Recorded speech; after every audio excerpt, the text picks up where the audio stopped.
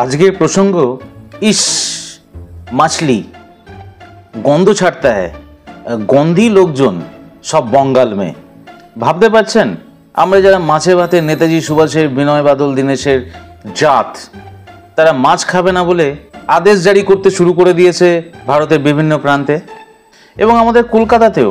তার জন্য বাঙালিরা তো বাধ্য হচ্ছে বিভিন্ন জায়গায় মাছ উৎসব করতে। এবং আদেশ জারি করছে কারা? আমাদেরই প্রাণের ভারতবর্ষের অন্য কিছু রাজ্যের বাসিন্দারা। তাদের হঠাৎ মাথায় খেলে গেছে বাঙালিদের বাংলাদেশি বলা, কাজ না দেওয়া, মানে বাংলার মধ্যেই এটা হচ্ছে। আর দিল্লিতে সিআর পার্কে তো এটা হয়েছে, এটা তো আমরা সবাই জানেন। মানে একটা বিশেষ প্রান্তের লোকজন এইগুলো শুরু করেছে এই বাঙালিদের ওপরে, যারা বাঙালির খাদ্য সংস্কৃতি সম্পর্কে কোনো ধারণা নেই, যাদের বাঙালির পড়াশোনা সম্পর্কেও কোনো ধ্যান ধারণা নেই, না তারা চেনে বাঙালির কোনো কবিকে সেভাবে, তারাই কিন্তু এইসবগুলো আরম্ভ করে দিয়েছে।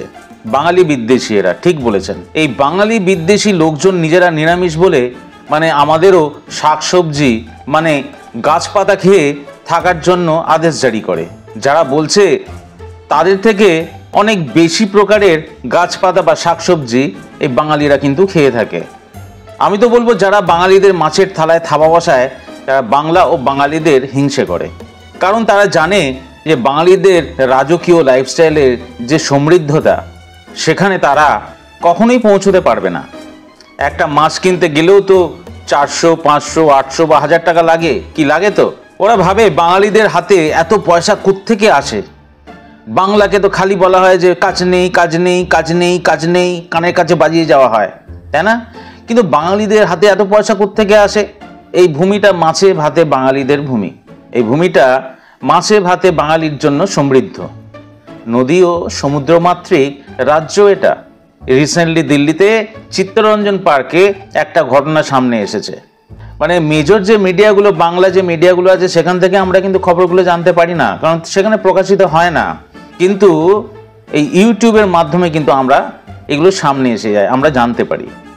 রিসেন্টলি চিত্তরঞ্জন পার্কে যে ঘটনাটা সামনে এসেছে সেটা হচ্ছে বাঙালি বাজারে, মন্দিরের লাগোয়া একটা বাজার আছে, দীর্ঘদিন ধরে চলছে, সেখানে মাছ বিক্রি নিয়ে। কিন্তু এই মাছ খেতে না বলাটা মানে বাঙালি বিদ্বেষীদের এই যে ফরমানটা, এই ফরমানটা কিন্তু প্রথম নয় বা নতুন নয়। অনেকেই বলছে দিল্লিতে বাঙালি বিদ্বেষী লোকজনের আমদানি হয়েছে গত 3 মাস ধরে। কোন কারণে হয়েছে, কেন হয়েছে, এটা আমি জানি না। কেই বা সেই লোকজন, আমার থেকে আপনারা জানবেন বেশি। ভোটের রাজনীতি তো আমি করি না, তাই আমি জানলেও আমার বলাটা ঠিক হবে না। মানে রাজনীতির বাইরে থেকে কথা বলবো। আমি এত খোঁজও রাখি না বাপু এই রাজনীতি প্রসঙ্গে। এরা বাংলা ও বাঙালিদের নানাভাবে টাইম টু টাইম বিব্রত করেই চলেছে। আগে তো বাঙালিদের হিন্দি সিনেমা, ওই এটা ওটা সিনেমাতে দেখানো তো বাঙালিরা ভার, কারণ বাংলারা ছাড়া অন্য কোনো ভাষা, বিশেষ করে একটি প্রাদেশিক ভাষা ঠিকঠাক বলতে পারে না বলে। তাই নানাভাবে বাঙালিদের কিন্তু অনেক দিন ধরেই বাংলা এবং বাঙালিকে বিব্রত করা হচ্ছে। এবং আমাদের রাজ্যে তো বটেই। ভাই, নিজেরা নিজের রাজ্য নিয়েই থাকো না। এখানকার সংস্কৃতি, ফুড হ্যাবিটস নিয়ে তোমাদের এত যখন বিরুদ্ধতা, তখন যাও না যে যার নিজের রাজ্যে। তোমরা তো আমাদেরই ভাই, তোমাদের এত বাংলা বিদ্বেষী কি আছে? তোমরাও ভারতীয়, আমরাও ভারতীয়। আমরা তো তোমাদেরকে কত সুন্দরভাবে অ্যাকসেপ্ট করি। আমাদের প্রচুর হিন্দিভাষী বন্ধু বান্ধব আছে এবং তাদের ভাষাটাও আমরা খুব ভালোভাবে রপ্ত করি। কই তোমরা কেন বাংলা ভাষা শেখো না? আর বাংলাতে এসে কেন অশান্তি ছাড়াও, বা বাঙালিরা যেখানে থাকে সেখানে কেন অশান্তি করো বাঙালিদের নিয়ে? যাই হোক, এই যে বাঙালি বিদ্বেষী না, তাদের নানা প্রচেষ্টা চালানোর পরে আরও একটা সংযোজন হয়েছে তাদের এই বিরুদ্ধতাপনার, মানে তাদের কর্মসূচিতে। সেটা কিভাবে এবং কিভাবে বাঙালিদের হেনস্থা করা যায়, তার মধ্যে যেসব প্রোপাগান্ডা ছিল ও এখনও আছে, সেগুলোর মধ্যে হলো বাংলা ভাষায় কথা বললে বলবে বাংলাদেশি, বেঙ্গলে বসে জব অ্যাডভার্টাইজমেন্ট করবে, বাঙালি হলে কাজ নেই, নন বেঙ্গলি প্রেফার্ড, হিন্দি জানতে হবে।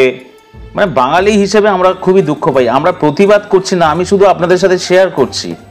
বাঙালিকে এইভাবেই মার খেতে থাকবে? আপনারা বলুন তো। আর এবার মাছ নিয়ে পড়েছে বিগত বেশ কিছু বছর। যারা এইসব প্রোপাগান্ডা রাখে তাদের কর্মসূচিতে, তারা আসলে এইসব বলে নিজেদের গায়ে নিজেরা থুতু ছেটায়। শুনুন বাঙালি বিদ্বেষী মাস্টারমশাইরা, আমরা বাঙালিরা বাংলাতে কথা বললে যদি বাংলাদেশি হই, তাহলে কি হিন্দিভাষীরা পাকিস্তানি নয়, তামিলরা কি শ্রীলঙ্কান? অন্যদের হেনস্থা করতে গিয়ে নিজেরাই নিজেদের গায়ে থুতু ছেটকাচ্ছেন। যাই হোক, আজ আমাদের প্রসঙ্গ মাছের থালাতে থাবা বসানোর মাধ্যমে বাঙালি বিদ্বেষীদের আর একটা নতুন প্রচেষ্টার সূচনা বা আস্ফালনও বলতে পারেন। মূলত এইসব কথা যারা বলে বা যাদের সাহসে হয়, সেই কিছু মুষ্টিমেয় ব্যক্তি যারা রাজনৈতিক দলে ঢুকে পড়ে দেশের অন্য প্রান্ত থেকে এসে, তারা এসেই তাদের কর্মসূচি আরম্ভ করে দেয় বাঙালিদের বিরুদ্ধে। আর আমার ছোট মুখে দেশের অন্য প্রান্ত থেকে উঠে আসা বড় দলটার কথা বাদিয়ে দিলাম। রাজ্যের মধ্যে এসব বাঙালি বিদ্বেষীরা ঢুকে পড়ে পলিটিক্যাল ফোরামের মাধ্যমে এইসব কাণ্ডকারখানা ঘটিয়েই চলেছে। এবং এখন ভাবা হচ্ছে, মানে যারা নর্মাল বাঙালি তারা ভাবছে এরা তো থ্রেট। আমাদের ডেমোগ্রাফি যেভাবে নষ্ট করা হয়েছে তার জন্য যেমন আমাদের আঞ্চলিক দলও দায়ী, আর ছোট মুখ হয়ে বড় দলের কথা বলতে পারবো না। এতে বলছি করেঙ্গা খায়েঙ্গা করতে করতে একদিন দেখবেন আমাদের ভূমিটা দখল হয়ে গেছে। স্টেট ব্যাংক অফ ইন্ডিয়াতে যেমন সব বাঙালিরা কাজ করছে, ইনফ্যাক্ট ইউকো ব্যাংকে আমার অ্যাকাউন্ট আছে, আমি সেখানে গিয়ে তো অবাক হয়ে গেছি, একটা সিঙ্গেল বাঙালি নেই। বাঙালিদের বাংলায় সার্ভিস দেওয়ার মতন কেউ নেই। ওরা হিন্দি বলছে, আমরা বাংলা বলছি, মানে বাংলাটা ওনারা বোঝেন কিন্তু ওনারা হিন্দিই বলবেন। আর আমাদের এই পাশে যে ব্রাঞ্চ আছে SBI এর, সেখানে সবাই বাঙালি। আমি বিহার বা ইউপিতে গিয়ে বাঙালিদের দ্বারা পরিচালিত কোনো একটা ব্যাংকে অ্যাকাউন্ট খুলবো, এরকম একটা স্বপ্ন দেখতে আরম্ভ করেছি। সবাই বাঙালি বসে থাকবে, আমি গিয়ে ওখানে একটা অ্যাকাউন্ট খুলবো। সম্ভব কি এরকম কিছু? ধরুন পাটনায় গেলাম, পাটনায় গিয়ে আমি একটা ব্যাংকে ঢুকলাম, ব্যাংকে ঢুকে দেখলাম সব বাঙালি আমাদের দাদা ভাইরা সবাই বসে আছে, বাংলায় কথা বলছে। এবং যারা হিন্দি কাস্টমার ঢুকছে তাদের বলছে আমি বাংলাতেই বলবো, হিন্দি নেই বলুঙ্গা। একটু জানান তো কমেন্ট বক্সে। আমি তো বলবো ইনার লাইন পারমিট চালু করা উচিত এই বেঙ্গলে, এই অজুহাতে যে পাশেই যেহেতু বর্ডার, চায়না বাংলাদেশ বসে আছে।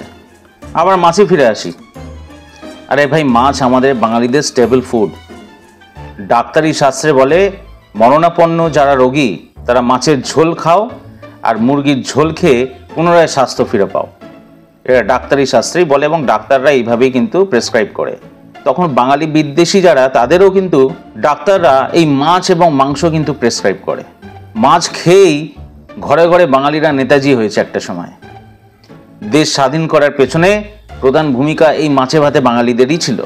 নেতাজি, সিআর দাস, ক্ষুদিরাম বোস, সূর্য সেন, বাঘা যতীন, রাষ্ট্রগুরু সুরেন্দ্রনাথ ব্যানার্জির মতো মাছে ভাতে বাঙালিরা না থাকলে দেশটা স্বাধীন হতো এত তাড়াতাড়ি? আন্দামানের কালাপানি জেল যাকে বলা হয়, সেখানে তো মাছে ভাতে বাঙালিরা সংখ্যাগরিষ্ঠ ছিল জেলের ভেতর, এবং তারাই তো জেলের ইতিহাসকে সমৃদ্ধ করেছিল। ফাঁসিঘাটে ঝুলেছে বেশিরভাগ মাছে ভাতে বাঙালি।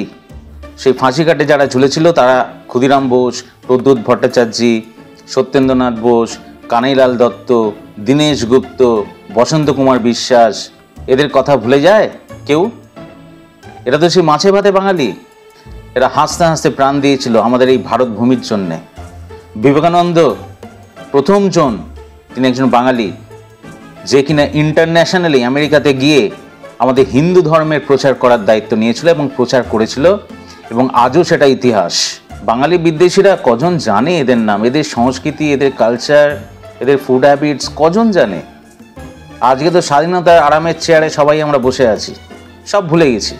নেতাজি হলো সেই স্বাধীনতা সংগ্রামী যিনি সবার প্রথম আন্দামানকে স্বাধীন করেছিলেন ব্রিটিশদের তাড়িয়ে। তার নামেই কোনো সেন্ট্রাল হলিডে নেই, ভাবা যায়? ভাবতে পারেন যে আজাদ হিন্দ ফৌজ তৈরি করে ইংরেজদের দেশ ছাড়তে বাধ্য করেছিল, সেই নেতাজির নামে কোনো সেন্ট্রাল হলিডে নেই? আজ সেই বাঙালি জাতির কোনো বেঙ্গল রেজিমেন্ট নেই, কোনো বাঙালি রেজিমেন্ট নেই। এগুলো যারা বাঙালিরা আছেন, যারা খাঁটি বাঙালি নন, যারা মিক্স বাঙালি হয়ে গেছেন, যাদের কালচার বাঙালিদের সাথে যায় না, তারা কিন্তু আবার নতুন করে এগুলো পড়াশোনা আরম্ভ করুন। যে কোনো আন্দোলন করার আগে, রাজ্যে যখন বসে কোনো আন্দোলন করছেন, আগে এই পড়াশোনাগুলোকে জানুন যে কাদের বিরুদ্ধে আমরা আন্দোলন করছি, সেই জাতিটাকে, ভূমিটা কি। আর এই বাঙালি বিদ্বেষী লোকগুলো আমাদের নিজেদের দেশের আর একটা প্রান্তে থাকে বলে আমাদের বিদ্বেষ করবে? সায়েন্স, এডুকেশন, রিলিজিয়ন্স, ইঞ্জিনিয়ারিং, প্রতিটা বিভাগে শ্রেষ্ঠ হয়ে আসা বাঙালিদের তারা গালাগাল দিয়ে ভূত ভাগিয়ে দেয়, এবং এগুলো তাদের প্রোপাগান্ডা।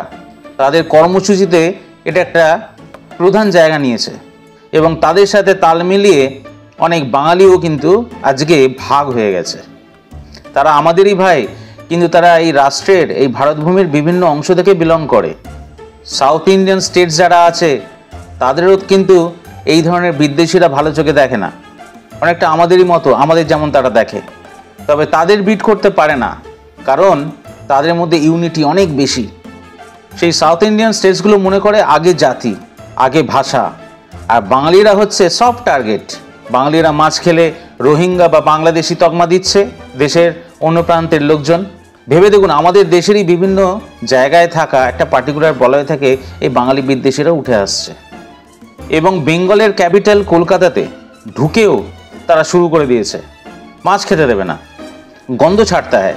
আরে পণ্ডিতরা, নদী ও সমুদ্রমাতৃক জায়গার ভৌগোলিক কারণে সেখানে সেই অঞ্চলের ডায়েট হ্যাবিট বা খাওয়া দাওয়ার হ্যাবিট গড়ে ওঠে। পুরীও তো একটা ধার্মিক জায়গা, ওখানে ফিশ মার্কেট নেই? আমরা বাঙালিরা কেন বিভিন্ন প্রান্ত থেকে আসারা ওখানে ফিশ মার্কেটে ফিশ কিনতে যাই না? পুরীর বাজারের কথা মনে আছে তো? ওড়িশাতে এই মাছের মার্কেটটা দেখুন, এটা বালেশ্বরের খুব কাছাকাছি ডুবলাগাড়ি বলে একটা জায়গা আছে, সেখানকার একটা ফিশ মার্কেট এবং মৎস্য বন্দর। মাছ খাবে না বলে শুধু বাঙালিদের অপমান নয়, এর জন্য অপমানিত বিভিন্ন রাজ্য, ওড়িশা, তামিলনাড়ু, অন্ধ্রপ্রদেশ, মহারাষ্ট্র পর্যন্ত। সকলেরই তো সমুদ্রকেন্দ্রিক, নদীমাতৃক ভূমি সেগুলো। দেশের প্রায় সিংহভাগ যারা নদী বা সমুদ্রমাতৃক অবস্থানে আছে তাদেরকে অপমান করছে। তাদের একটু পড়াশোনাও নেই এই ব্যাপারে। বাড়ির বাঘ যে তোমরা, তাই শাকসবজি খাও এবং অন্যদের খেতে বলো এবং নিজেদের বিশাল ধার্মিক প্রমাণ করো অন্যদের ধর্ম আচরণ বা আচার আচরণকে ছোট করে। বাঙালিরা হলো নেচার নামক সভ্যতার অরণ্যে থাকা রয়্যাল বেঙ্গল টাইগার। তারা নেচার বা অরণ্যের নিয়মেই কিন্তু তারা চলে, তারা সেই নিয়মকে মানে তারা নদী প্রধান দেশের মাটি ও জলে জন্মানো মাছে ভাতে বাঙালি। আমাদের ডায়েটে মাছ মাংস না থাকলে মেডিকেল সায়েন্স বলে আমরা শরীর সুস্থ রাখার ক্ষেত্রে নানা শারীরিক জটিলতাতে ভুগতে পারি। যেমন একটা বাঘ বা একটা বন্য প্রাণী বনে থাকলে তা স্টেবল ডায়েট তৈরি করে, ঠিক তেমনি ভৌগোলিক কারণে বাংলা, পাঞ্জাব, তামিলনাড়ু, উড়িষ্যা, আসাম সব জায়গায় তাদের নিজস্ব একটা স্টেবল ডায়েট তৈরি হয়ে আসছে। ওড়িশাতে গিয়ে বলো তো পুরীতে মাছের বাজার বন্ধ করতে, কিংবা আসামে গিয়ে বলো তো যে কামাখ্যাতে বলি বন্ধ করতে। এগুলো কোনো পলিটিক্যাল ইস্যু নয়, সাধারণ জ্ঞান। যার যার ধর্ম তার কাছে। ধর্মের আচরণ রাজ্যভিত্তিক আলাদা হতে পারে। রাজ্যের কোন একটা পার্টিকুলার বলায় শুধু শাকসবজি খেয়ে বাঁচে না, আমরা কিন্তু তাদের থেকে বেশি পরিমাণে শাকসবজি খাই। তোমরা মাছ মাংসকে গন্ধা হায় এসব বলে ঘৃণা করো বলে আমরা তোমাদের হিন্দু মানি না, এটা কিন্তু আমরা কখনো বলি না। আর শুধু বলার দায়িত্বটা তোমরাই নিয়েছো। বাঙালিদের মাছে ভাতের থালাতে থাবা বসাচ্ছ।